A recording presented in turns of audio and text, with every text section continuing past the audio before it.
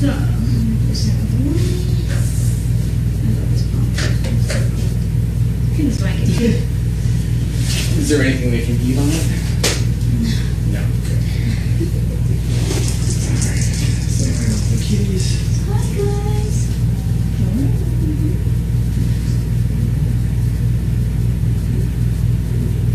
If you pet Mama, don't touch her ears. She's a little bit sensitive around the face.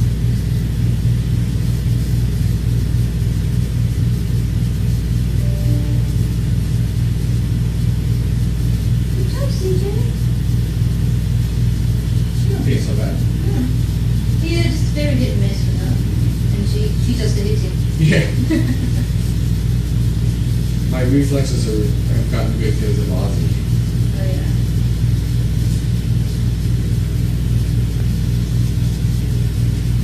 She's really pretty. Yeah. And her babies are going to look like that too. Do you want to like slide to on camera, or do you think they're gonna move it? Hopefully they'll move it. Well, they don't need to see me, just need to hear me. That's true. Can Okay. you be heard? No, that accent. Yeah. If anyone needs me to translate what she says, I speak Lindsay. Hi everybody, it's 4 o'clock. It's 4 o'clock. It is exactly 4 o'clock. Welcome to our first Q&A session in here. We are going to try and do it different times, different days, just so we can accommodate everybody's time zone or everybody's schedule. So it won't necessarily always be on a Saturday at this time, but for now this is what we came up with. So hopefully we have many of you watching and listening. And I have a bunch of questions already, which is great. So some of you have submitted questions ahead of time, which I will go through. And then Ben is here to answer any questions live if you want to post on the board and pose any questions. Hello. So, And I just turned off the air so that we didn't have the noise of the air conditioner interfering. so with we're you. going to be very sweaty. We're gonna start sweating, so don't like be alarmed. But it's really hot out here in Los Angeles. It's 93 degrees.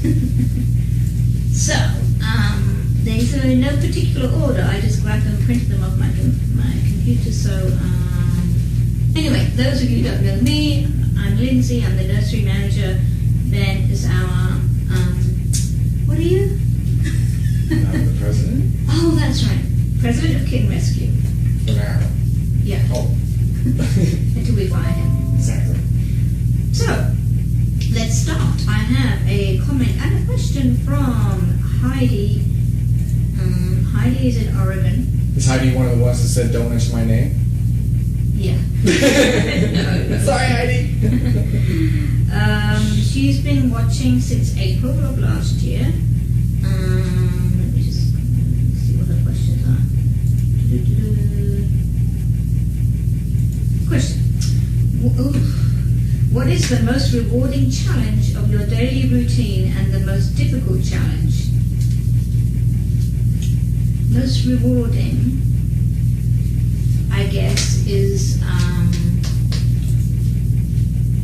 probably the kittens or cats that are unsociable when they come in, and we see them come around, see their personalities develop. We have a very good example in the nursery right now, Olive, who we thought was really feral when she came in, and she was really going to be a working cat, a barn cat, but she came around and is now friendly, and she accepts pets from us, and Corbett is her boyfriend, so I certainly couldn't do anything about that cute couple splitting those two up, but no, she's great now, and so that's very rewarding to see a cat come around like that.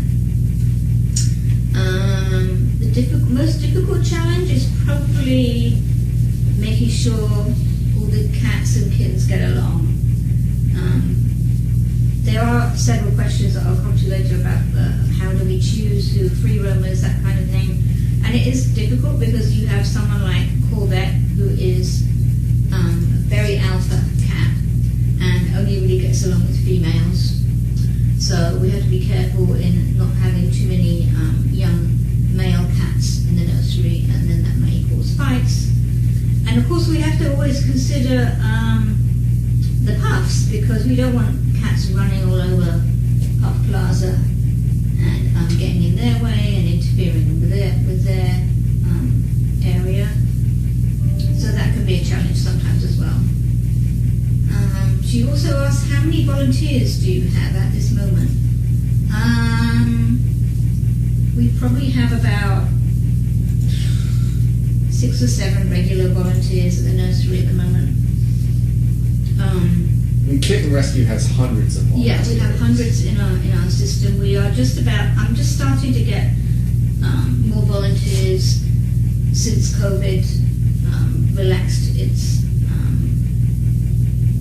protocols, and not relaxed anymore, but we've gone back to masks again. But yeah, we're trying to get more volunteers in now, trying to do more work with the puffs, and so yeah, we're working on getting more volunteers. So that's her question.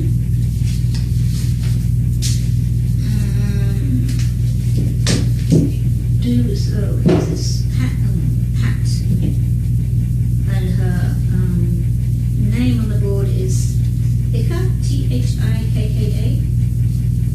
She says, do we need toys and stuff for the cats in the nursery and sanctuary? We do have Amazon wish lists where we usually post our things that we need and that we would like for the cats, so you can always look on our Amazon wish list. We have them split into different areas, one for the nursery, one for the adoption centre, and one for the sanctuary. And feel free to send us stuff from there if you wish. Do we have anything special that we send home with the adopters? Usually if we have You mean like ringworm? yeah, like ringworm or something, yeah. Usually if they have a favourite toy, we would try to include that, or sometimes a bed. It's nice to send a bed that has their familiar smells on. We always send home a little bit of the food that they're on, so that they can transition from the food that they're currently eating, so it's not such a big change for them when they go to their adopted home. That's kind of it, really. Yeah, we send home some dry food or some canned food and any special toys that they like. For how long do the adopters have to keep in touch with KR? They don't have to keep in touch with us at all, really, but it's nice. We like that they keep in touch with us. I try and keep in contact with them regularly, and when I do, I post on the board the updates. It is kittens that you guys know. So we try and keep in touch with them. I have adopters from a few years back that still keep in contact with me, so that's nice.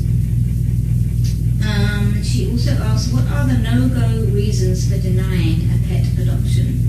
Would you like to take that one, Ben? The adoption process has very few categorical rules about denial. Really, it's more of a matchmaking exercise, and we're trying to fit cats, kittens with the homes that are being presented to them. So kind of a common one might be, you've got somebody who had 2 cats that they rescued or adopted or bought or whatever as kittens, sibling pair, and then one of them passes away at the age of 15 and the other one is really distraught and lonely, and they say, so I've got a 15-year-old bereaved cat who I know will not accept an adult, so I would like to adopt a kitten. That's one where it could be a fantastic home, but we wouldn't go forward with that adoption because it's a virtual guaranteed failure. Because what the 15-year-old cat misses is not cat companionship; it misses its sibling. And bringing home a little kitten who's going to pounce all over his head while he's trying to use the litter box isn't going to make him feel any better. What has happened when we have done adoptions like that is the people do end up returning the kitten because the kitten drives the older cat crazy and they stop using the litter box, or will start peeing in their mouth while they're sleeping or something like that, just to express their displeasure. So, I mean, if someone said, I would like to adopt a cat in order to stuff it and put it on my mantelpiece, that would be a categorical turn down. But most people don't say things like that, so really it's more of a matchmaking exercise than it is where we have a checklist and we go down it and we say, oh, you meet the qualifications, here's the cat. So it is much more interactive, hands-on adoption-y than that. How about we have to get any more questions? Yep, sorry, Q&A's over now. Q&A's finished. According to CJ, she's like, no, Q&A's finished.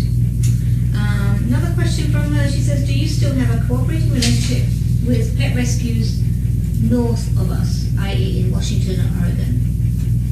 I guess she means like the transport relationships that we used to do? Yeah, probably. So we haven't been doing that for a year or so. But, I mean, it's not out of the question that we could resurrect that program, right? Yeah, transports are logistically really difficult, and the demand for kittens is still really high here, so there hasn't been like a huge need for it. Would you like to take that paper? Okay, so Andrea, who is based in New York, she has a couple of questions, and she says she sees caregivers taking care of the nursery gang, and she also sees that there are caregivers who are in the sanctuary as well, and FELV. Are there caregivers who specialize in providing the more complicated health care? Well, we have separate caregivers who work in all the different areas. They are hired for their expertise in those areas. For instance, if I'm hiring a nursery, I'm going to want somebody who's familiar with working with underage kittens, under 8 weeks old, because that's generally what we have in the nursery. And also if they work with special needs cats, that will be really helpful as well because of our puffs. And then if Esther's hiring in the sanctuary, she will be hiring people who are probably more experienced with older medical cases. So generally, yeah, we have separate caretakers for each area. Hopefully that answered her question.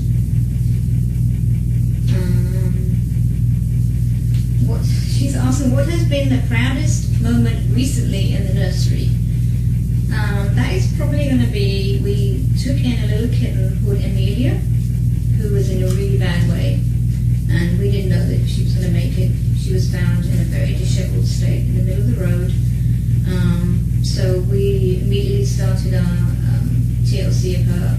We put her in an oxygen unit and started her medication because she had a very severe upper respiratory illness. So, and she pulled through. She was in a bad way, as I say, but she did pull through, and she's a big success story. And hopefully we'll post on our social media soon because she's getting adopted next week. And her before and after pictures are kind of amazing to see the transformation in her.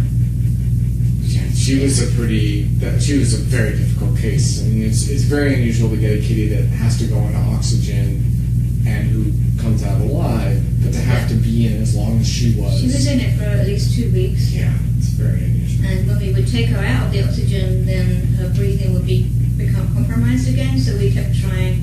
We would play around with the oxygen levels and try and get her to a more steady state. And yeah, she made it. So that was a good success story for us.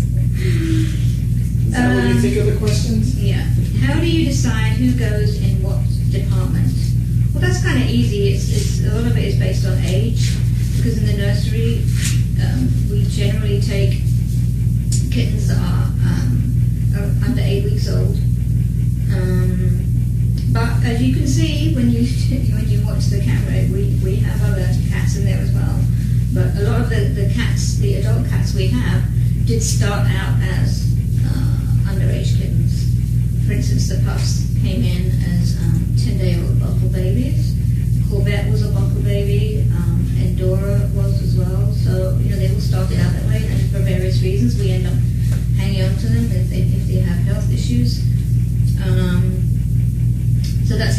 decide with the sanctuary.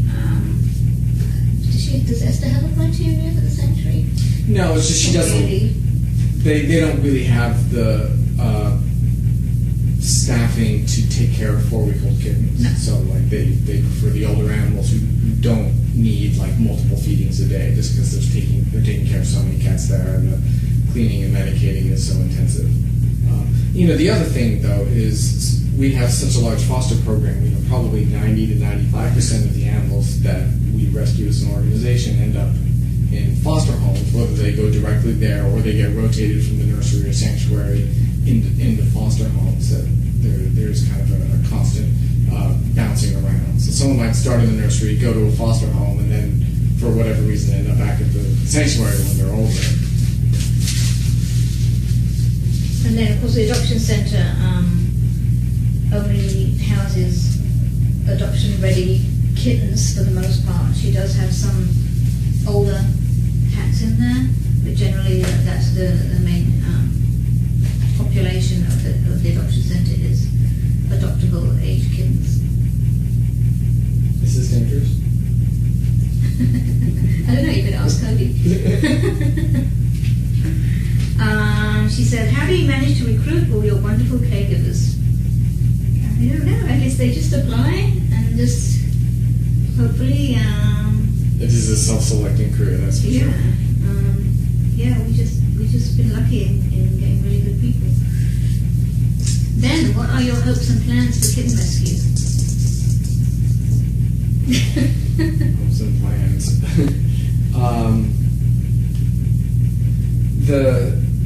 The rescue landscape is really evolving pretty rapidly, and keeping up with the challenges is difficult, to say the least. 3-4 years ago, we were really focused on rescuing out of the city shelters, and got into a good rhythm and built programs around that. And now the city shelters have changed their intake model, so they're not taking in nearly as many cats and kittens as they used to. But there's many more on the streets because the shelters aren't taking them in. So we have to kind of adjust our programs to that. And what makes that extra challenging are some of the developments that are happening in the veterinary industry, which is making it more and more difficult to get veterinary care. So we're hoping for Kitten Rescue to be able to expand that, to have an actual staff vet would make a huge difference, and some way that we could increase the number of spays and neuters that we were able to do, not just of our animals to get them placed faster, but also of straying feral cats just living in the streets who are popping out kittens, so we can try to reduce the overall population. That's my answer. Okay. And then finally, she says, who comes up with the best names and themes? Well, I do, of course. Oh. Excuse me, everyone. No. Better take a big, long drink of water. So, we have some interesting things. I do come up with a lot of them, but generally I do ask the other caretakers as well if they have a theme or a favourite TV show or something that they want to do. We do that. And, I never ask Ben because Ben has the most bizarre names for his cats. See, so one person's great names or another person's bizarre names. So, actually this one, the Baywatch theme was a collaboration between a few of us. We wanted to have like a summer type theme so that we could decorate the room with summer things, like a beach scene. And I think it was Laura that may have come up with Baywatch, the Baywatch theme. It wasn't me, I can tell you that. So anyway, it works. We like it. Yes. It is a challenge, though, especially when the nursery, in the pre-COVID days, when you were rescuing hundreds and hundreds of kittens a year. And we have used the same theme a couple of times. Because we run out of ideas. Yeah. Yeah, Lindsay, for some reason, is very partial to food names. and quite often when there's a British theme, you'll know that it's come from me. So yeah. Okay, we have an email here from Julie in England. Let's see, it's a very long email. Are you going to read it in an English accent? No. Let me see where the questions are, because it's just a long email. She is asking for news on Cupid and Mojo's adoption. So, Cupid is likely going home in the next few days. Mojo will not be going with him, unfortunately. Mojo has, I don't really know what he has going on with him. He has something going on with his mouth. Where he has like some kind of gum disease or something. So, not something that a doctor really wants to have to deal with. So we figure we'll get that fixed with him first before he goes back up to adoption. I think he'll be fine without Cupid. He has a lot of friends that come and visit him in his enclosure, and they come and hang out with him. So I think he'll be fine. We just want to make sure we get him healthy before he goes up for adoption. What else did she ask? She says that her favorite kitten in here is Hobie. And can I say hi from Hobie to her mum? I can't find him right now. I'll do that afterwards. If I can find him. And her dad loves Gemini. There we go.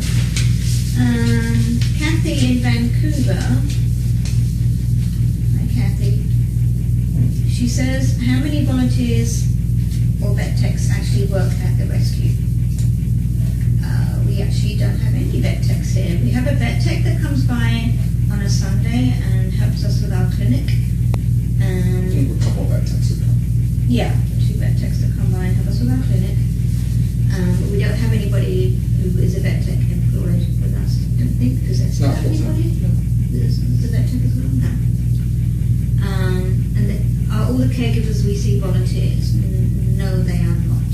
The caregivers that you see regularly are paid staff, part-time staff, and there are a few volunteers as well, which I talked about just now. There are a few volunteers, but mostly they are paid staff. You're running an operation this size with this many difficult kitties who need on schedule feeding and medicating would be pretty much impossible with entire volunteers. You don't have the accountability that you get with employees. Missing a day would be really disastrous. Okay, somebody here is asking whether we can have a raffle or a drawing to have viewers name the litters. I think we can. Yeah, absolutely. Why not? Yeah. That works. We can definitely do that with each litter that comes in here. We can even do it for the litters in the nursery as well. I mean, we used to do that, and I think one of the reasons that we haven't recently is because before we would rescue a family and put them directly in here, and the last several families have been rescued and put in the nursery and kept there for 1 to 2 weeks or so in advance, and you have to name them when they're in there, and so they come in here with names. But I mean, we could always change them. We can change They them. don't really know their names, so yeah. What? Yeah, so we can do that, or we can just do the naming contest while they're with you. Yeah, we can do that. You can certainly do that. That's not a problem at all. Thank you for that question. Oh, somebody wants news of Corsica and Crete. I actually just had an email from Corsica and Crete's adopter today. And I have new pictures that I can post on the board with them there. Corsica is a little bit overweight. She took him to the vet recently, and the vet said that he really needs to lose some weight. You'll be able to tell from this picture, he's going to be chunky. But they're doing great. His adopter, this is probably one of my favorite adoptions. She was a really lovely lady who actually lost her husband to COVID last year. So she was really lonely, and she needed cats in her life, so she just loves them. She loves those guys so much, and she's really happy with them. So that was a really nice adoption. So they're doing great. They're doing. Oh, that question is from Joey, another one from England. How about that? English viewers. You don't think they're just saying that so so they get their questions read. Yeah, maybe. 4 Meows Mum. I don't know what 4 Meows Mum, her name is. That's how she refers to herself. What is the most unique or interesting colouring or physical attributes of a cat and kitten you've seen? It might have been that there was a brown, Havana brown that came in one time. Remember that one? Yes, and I have a brown cat. It is extremely unusual rare. to see solid brown cats. And then I think a few years ago we had some. They have like a fever coat. I think that's kind of unusual. Where they have like a different colour. Black cat, they're silver. Black cat with like an undercoat. Yeah. But most times those cats, the colour, they end up being black. The fever coat goes away and they end up being black cats. But that's kind of unusual. Physical attributes. We've had a few of those. Certainly have. I think the puss might qualify for that. We've had a few where there were missing limbs. We've had a few of them. And that was really just where they had issues when they were born. When they were missing a foot or something like that. Ferrari, the hydrocephalus kitty. Yeah, Ferrari is still going. But he's blind. Yeah. And a little bit wacky. But yeah, that was a strange kitten. We had some that were, their feet were like kind of facing the wrong way, their legs were facing the wrong way. Oh, the twisties, yeah. Twisties. Yeah. We get all kinds of weird mistakes. And they ended up being normal Yeah. at the end. Once their bones kind of grew and they ended up being normal. Well, they had to be splinted. They went to the bone and joint vet and they splinted them up so they were in these casts and then, Yeah. they ended up being normal. And then 4 Meows Mum, she loves bubbles, so I'm going to give her a big hug. She's her favourite. What has been the most number of cats, kittens adopted in the past few years? And if you know, what has been the most number adopted at one time to a person? Or like a family?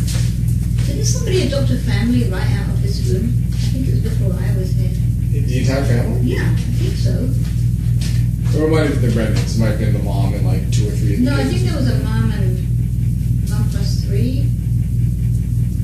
I remember, I think I did the first year I did adoption, I adopted out 3 kittens to somebody because she couldn't decide which 2 she wanted. So she ended up taking 3. But I don't think I've done more than 3 before. How many have we adopted out in the past year? Generally, how many do we adopt out in a year? Do you know? I'll look that up. I updated the data recently. It's a lot. I mean, before COVID, we would do around 1,000 a year, and then 2020 we did, I think, 1,800.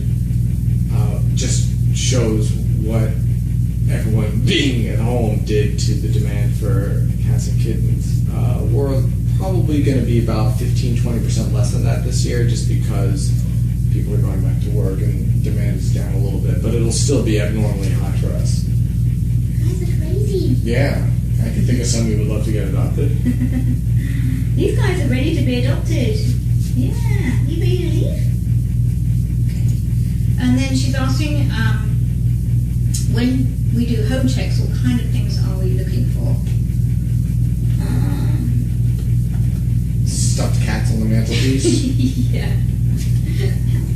I mean, hide those before we do the home check. Yeah.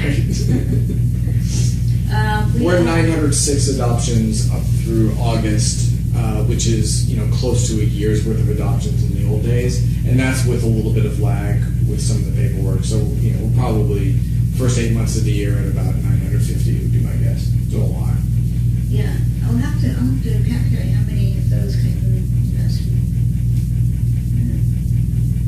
But anyway, so home checks, what are we looking for? We're really looking for, it's the safety side of things when we're looking at home checks. We're looking at how secure the windows and doors are, making sure they don't have a pet door that the cats can just stroll out of, because all of our cats have to be indoor only.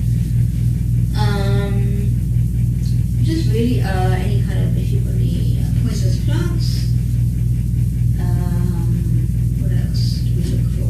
we're not just looking for things that are dangerous. We're also looking if they have other pets. We want to meet them and see if it's going to be a good match for who they're thinking of adopting. If there's family members, if everyone is down for it. I did a home visit once, and there was I think a 3 or 4 year old child in the home who I watched picked up like a little block and threw it at their other cat. Hit their other cat on the head. And the other cat, he was used to it. He was just like, whatever. But my kitten, I think, is probably going to scar that kitten, so I ended up declining that adoption. Yeah. How do you decide? This is from Christopher Reed in Seattle. He says, how do you decide which nursery cats are and aren't allowed to become full-time free roamers? Pretty much they could all become free roamers eventually. Well, full-time, when I say full-time free roamers, we really wouldn't, we do put them away at night time, as you know. So there's only a few full-time roamers, and that's as long as we know that they can behave themselves. As far as the pups are concerned, we don't want the pups to be getting beaten up at night time when we're not there, or having kittens and cats running across their area. So really, the ones that are allowed out full-time would be ones that are nicely behaved. The exception being Corvette, of course, because Corvette has issues.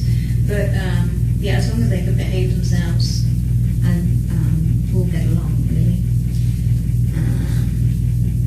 That's how we choose that. It's really based on their personality. What about health? Health? Well, hopefully. Well, again, that's Corvette's out of the window there, because that's an issue for him.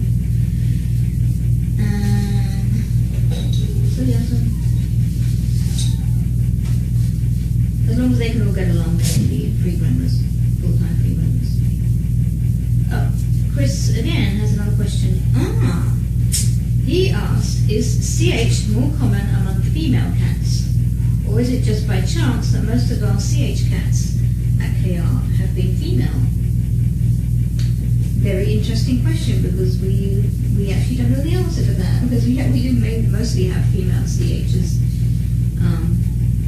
We haven't chosen it that way, they chose us. Yeah, and I would be surprised if this is an answerable question, like that someone has collected this kind of data, because CH as a condition doesn't really get studied because there's nothing you can do about it.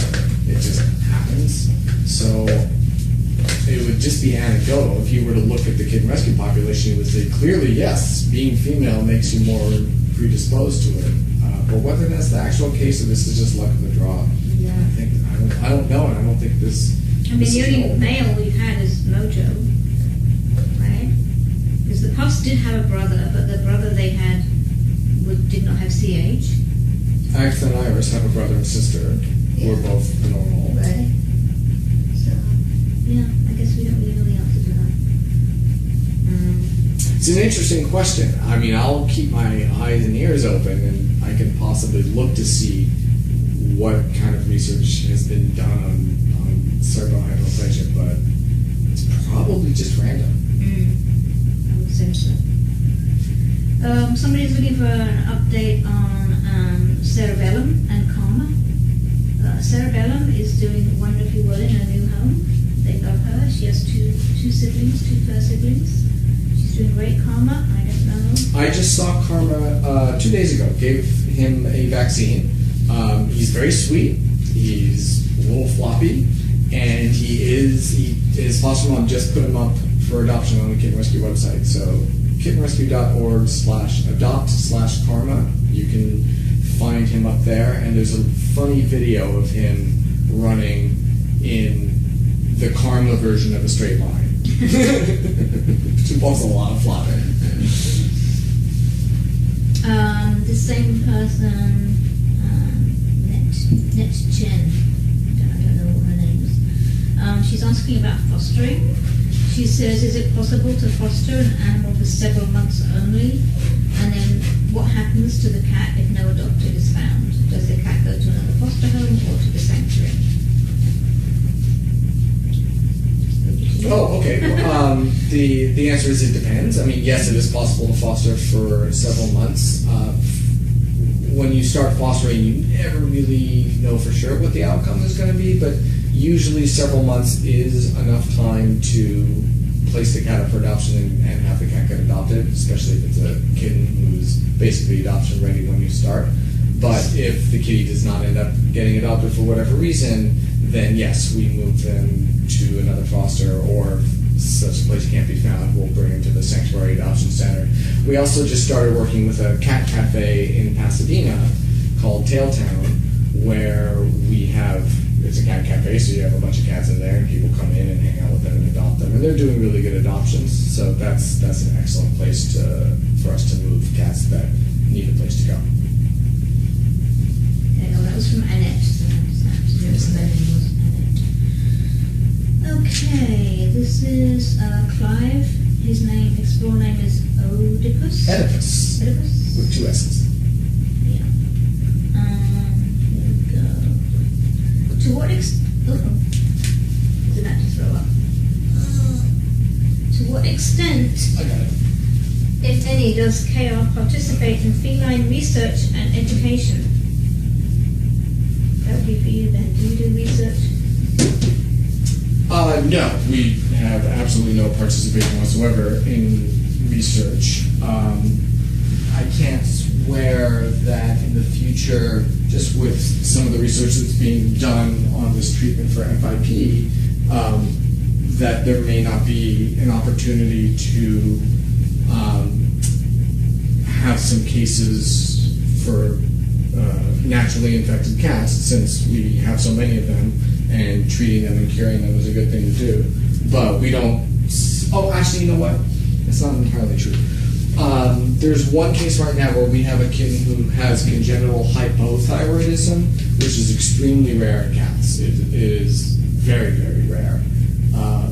And UC Davis Veterinary School is doing a study on it, where we're just, do some tests and send them the data and give them treatment, and they're paying for it, which is nice, and monitoring his progress. So we've enrolled the cat there. So in a sense, yes, we are helping them. And UC Davis and other veterinary schools do things like this every now and then, where they're just trying to collect data. We keep an eye on those to see if there are any that might be appropriate for us.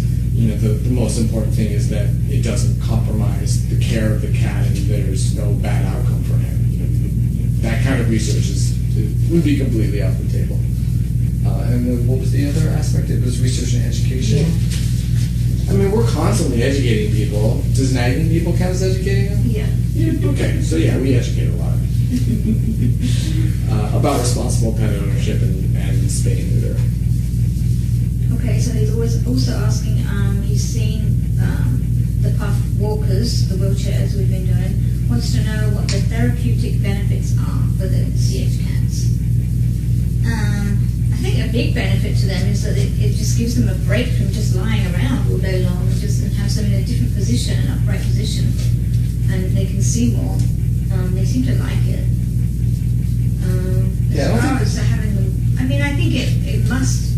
We don't really know. We haven't been doing it very long, so we don't know if it really does strengthen the muscles. But it won't to the point where they'll be able to walk. Like the goal of this isn't to get them to be able to walk. It's to provide them with some mental stimulation and also some physical stimulation as well. Excuse me. Do we have plans? Does Carol have plans, once the rebuilding is complete, to expand the camera channels available for viewers, for example, a sanctuary cam? Well, we're limited by our internet provider. The part of town we're in only has one provider, so we don't have choices, and we are already maxed out on how many feeds we can have. So if we were to put in a sanctuary cam, we would have to remove one of the existing cameras, and that's why we haven't done it the sanctuary with its older cats. No offense to them, but they do a lot of laying around. It's not nearly as dynamic as the kittens in the adoption center, the nursery, or in this room. So we had thought about we could have sort of like what we do with the adoption centers, just set up a camera there and then broadcast that for a few hours. But it is a lot of just laying around. My cats do sleep 80% of the day. And adult cats, it might be like 95%. Yeah. So that's Chloe's question. Here's another question here. Oh no, that's it. Brenda Kavanagh is asking, do you think that once CJ has weaned her kittens, she will settle down before going to be adopted? Well, I don't know. Well, I hope she will. She's a little bit temperamental. So, we would hope so. I don't think she's in such a bad kind of temperament that she could not change. I don't know. It would be interesting to see as her kittens get adopted, whether she would change her personality. Time will tell. Yes. You all saw when Gemini moved out of this room, the difference in her. She took a while to come around to get used to the nursery, and now she's doing that.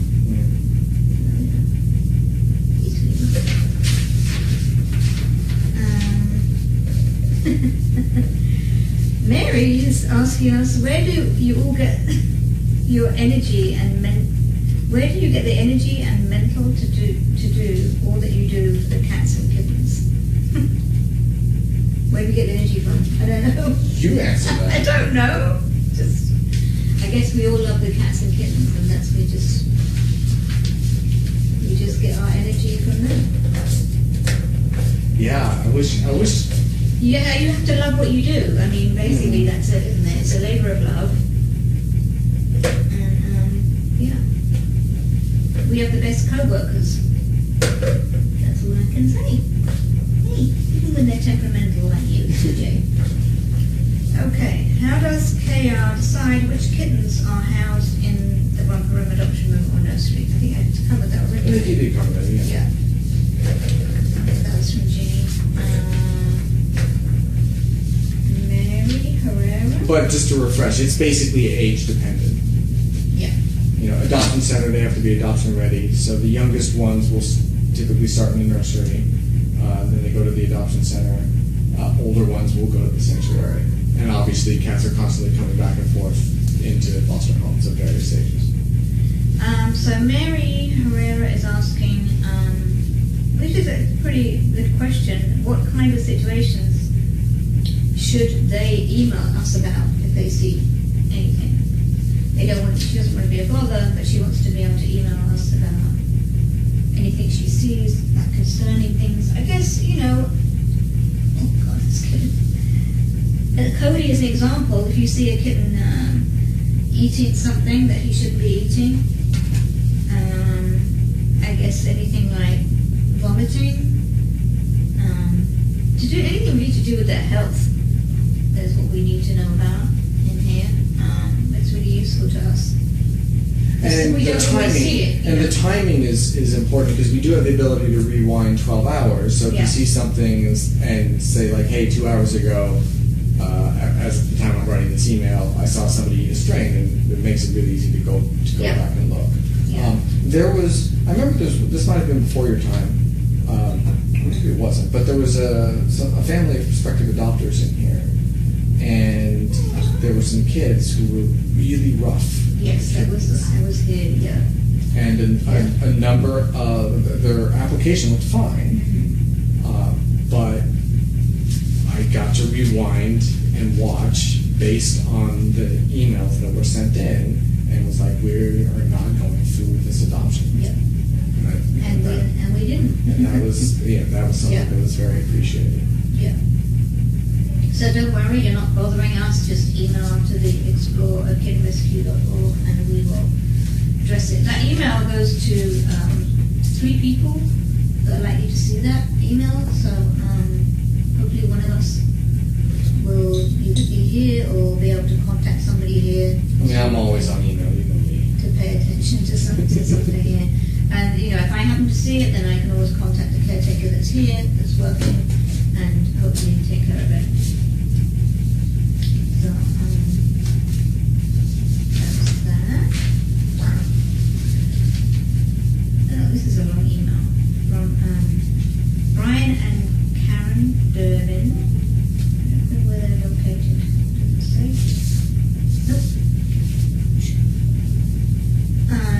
Again, just on the CJ, any reason why she lashes out?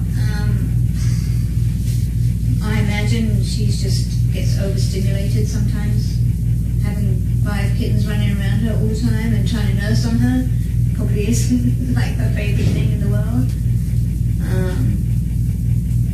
Could be hormones, but now she's spayed, hopefully. I don't know whether it's hormones. Do we have anything on her history? Not really. She came from the shelter. She was an owner surrender at the shelter. So for whatever reason, her owner gave her up to the shelter with her kittens. That might be the reason. Yeah. So we don't really know why. We never find that out because we just go and rescue them from the shelter. The shelter usually has that information, but they don't pass it along to us. And then she's asking how Cody's doing. He's doing great.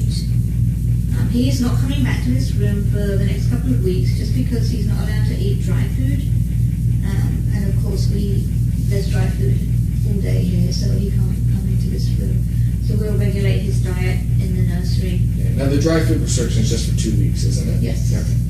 So he could potentially come back in here after 2 weeks. I don't know how that would be with his siblings and his mum. We'll just have to see. That'd be fine. We'll just have to monitor it and see how they are. No strain. No more strain. No more strength for him, exactly. What can prospective kitten adopters do to ready their homes?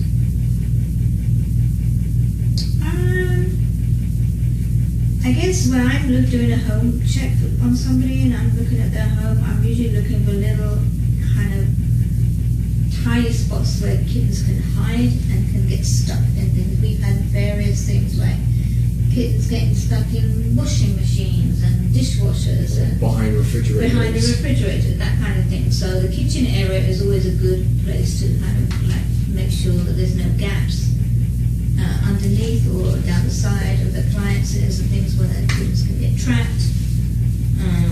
Really just looking at the house with the eyes of a teeny tiny kitten. Obviously it's a bit different if you're adopting an adult cat, but they don't get stuck in so many little spaces. But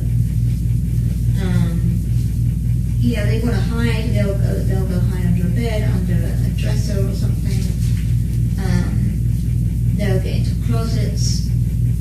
So just really keeping doors closed wherever you can to stop them from going into places they shouldn't until they're more familiar with the house. Yeah, I like to coach people on what the first week is going to look like, where the kitten is adjusting to the new territory, and to start off the space small until the kitten or cat shows that it's comfortable, and then gradually expand it and kind of walk them through You're just going to gradually increase their area until they're more comfortable with the new owners and the new home. They're asking if the highlights, this is explore stuff, if the highlights video can be different, like different families. Yeah, we don't actually it's always know. the same one. So. Yeah, I don't know how the highlights are chosen. No, I neither. It's always the same one. Yeah. Even in the nursery, it's the same one.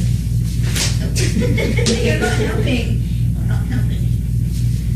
Okay, and then the noise from the, is it the AC in here, or is it that noise, the word? Well, it's not that, the low hum now has to be from the camera because the AC is off. It's the camera. So that, can we do anything about that? I remember we had someone from Explore come and they couldn't figure out so the answer was no. Yeah, I don't really have a great understanding of why that noise is there. And Is it coming from this box? is it possible to replace the mechanical time clock that operates the camera and lights? I don't really know what the issue is with the time, with the lights. Oh, I'm not sure. So this is where the clicking is coming from. Is this box? I don't know what this does. Can it be moved to the exterior of the wall? I don't know. These are all explore questions. Could a monitor be installed in this room behind the camera to show staff and visitors what the live stream sees?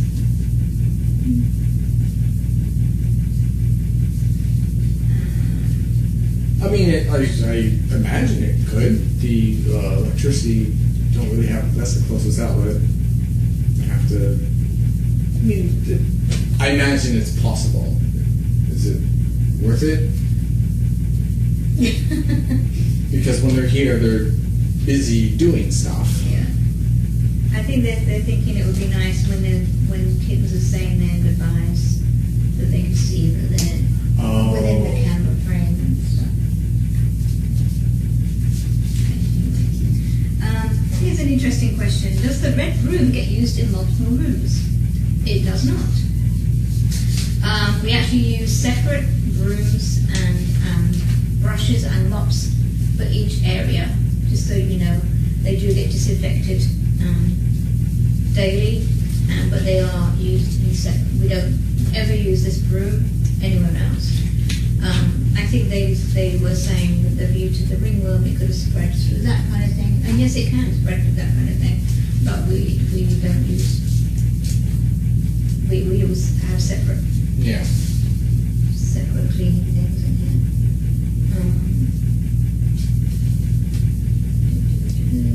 How is the remodel going?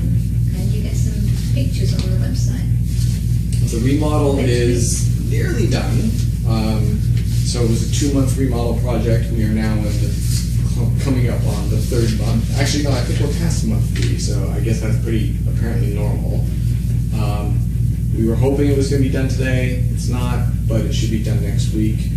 And as far as getting pictures up on the website, we don't do a ton of stuff on the website, but I videoed a walkthrough from a couple weeks ago, which I could probably upload to YouTube and link it, and then post it in the discussion board. So I can do that. Yeah, I think that would be nice to see it. It looks great.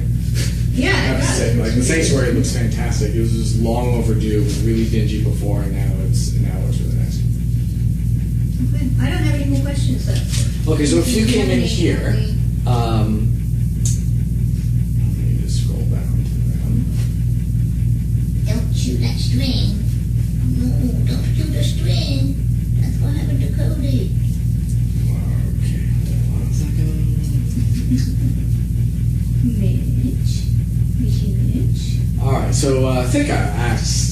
I wonder why there is no music broadcast in the romper room, which is a good question. Music, and I think that there would be some potential copyright issues with that because this is being hosted by Explore, and so if they are broadcasting licensed music that's not in the public domain, which is virtually everything is not in the public domain on their website, then they would be getting nasty letters from lawyers asking them to cease and desist or to take licenses and pay for it.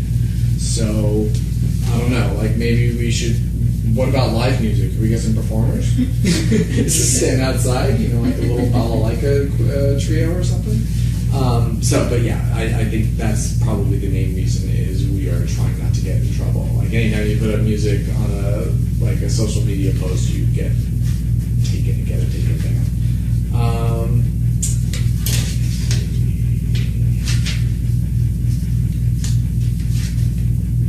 I want to know, Heidi K asks, I want to know if we will see more of the new kitty Diamond. We will. Diamond has a few days left of quarantine that she has to go through. When new kittens come to us, they stay in their enclosures for 2 weeks, just to make sure they don't have any contagious diseases or anything they can pass on to anybody else. She has a few days, I think next Thursday or Friday, she's going to be finishing her 2 weeks, so then she can come out. And Diamond is a wonderful great. kitty. Do people know the story? mm-hmm. No. So Diamond belonged to somebody together with the second kitty, an orange cat who didn't have CH, who decided that they couldn't keep them, so brought them to the shelter. I forget if it was East Valley or West Valley. I think West Valley. And then came back and got the orange one back. He claimed, it's like, well, I can take this one back. And left the one with CH there. Now, our city shelters are not the most medically sophisticated places, so when they get a kitty like that, they just automatically assume it's some horrible neurological disorder, and that the animal's probably going to need to be put to sleep. But what the people who network these animals do is they take short videos. So they sent out a video, and Lindsay sees it, she sends it to me and says, does this look like CH? And, yes. And this has happened several times. That's how we ended up with Agatha and Iris. And also the Vincent Bunny and Mojo. Yeah, the shelter put out a video saying we have kitties who are ataxic, they may have been poisoned, they need to see, this is an emergency, we need to see them. When we take a look at it, it's like, no, this is what they are. They just have cerebral hypoplasia. So we'll go ahead and rescue them. But yeah, Diamond is fantastic. You'll be seeing more. Yeah, so it should be, yeah. We'll certainly going to have more sessions with her on the mats to make sure she uses her legs more. We don't want her sitting around not using her. Yeah, she had a tough adjustment when we first got her. She wasn't eating very well, but she's eating well now, and we did have her out the other day, just walking around while everybody else was away, and she used the litter box, and she did great. So I think she has a good future. I think those are the only questions that I've seen on here. Oh wait, no, here's a question. Where can we watch the Q&A session? All right.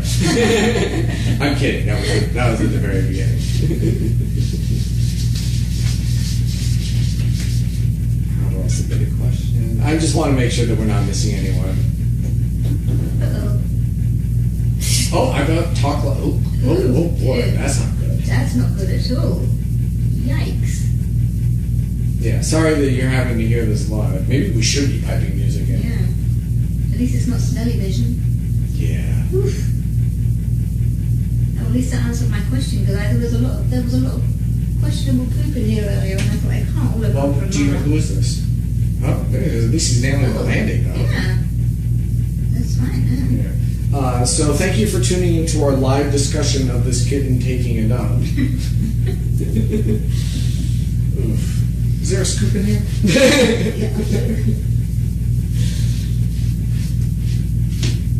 And should be a bag, I think, up the top. I hope you would know. Oh, yeah. I should know. Oh, this is smart having these in here. Yes. So thank you everybody for doing this. We will, be trying to do some more stuff. She's just got one out of her butt. More and I'm sorry for the graphic ending here, but appreciate you guys watching, supporting us, interacting with us, keeping this interesting, and we will talk to you soon. Oh. That's not for you. I'm going to try and, as I say, do different times, different days. We want to make this a regular thing. When was surgery done? Mm-hmm. When were surgeries done on these kittens? A week ago.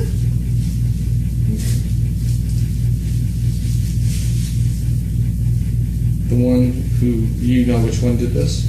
Yep. Okay. I always forget her name. I think it's Shani. Is the that black one with no polish. Is that one's? She actually is on Itrapungal. Oh, okay, good. So that could Related to explain. that. What about the mom? Because we tested the mom and she had that bacterial overgrowth. She still has it. She still has it really And this really looked bacterial. Oh, sorry guys. So that was Shawnee, I believe. Yeah. Excuse me. You would be asked to leave the beach from Baywatch for doing that.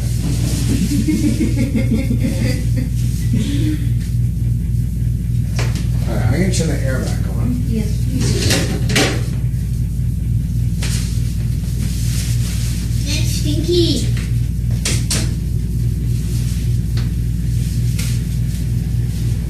So the air conditioner is not the source of the background, No, I understand. the background noise is. I think it's this box. I mean, the clicking comes from here, So but what that is this hum. box? What is this box here? What is that for? Is that to do with the camera?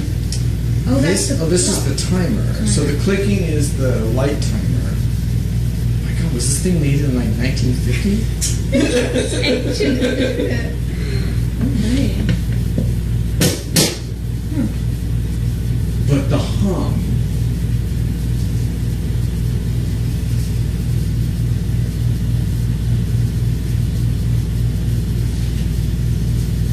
You don't really hear it much in here. You hear it more when you're watching. Yeah. Well, I hear it now though. Oh, yeah. The dark hum, and might be getting picked up more by that microphone than that. Maybe the microphone could be moved. Maybe that's the answer. You know, I'll bet you it's the central air unit. So this room doesn't have the central air, but the nursery and the office do. And So then what's this bed for? Is that not central air from the other? what? That bed. What was that Oh, then for? why do we have that? Oh, I don't know. this room doesn't have it. But the noise is coming from here. And probably getting picked up by that mic, and it's probably just the central air unit. So that's what we need to do. We just need to get rid of the air unit. You guys will be hot, but at least it won't Yes. sound as loud. Hear that, Summer? Oh, there's a fly. Get the fly. Too late. You're too slow. Right. Okay, this is your phone. Oh yeah.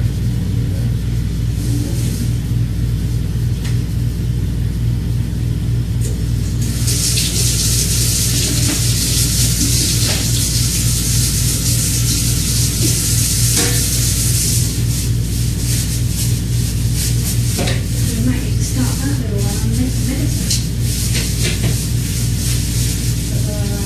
Maybe is the mom on Tylerson now, or is she just still getting the supplement? Still in supplement. And it's not no response. We have 7 cards. Okay. No, she's on that. She's on Oh, that. okay. She's been on that for a week. Oh, And weeks she's- nothing. And she's just started going twice a day with that Okay. a couple of days ago. And no improvement. Nope. Same. 3 to 6 months, Really? possibly.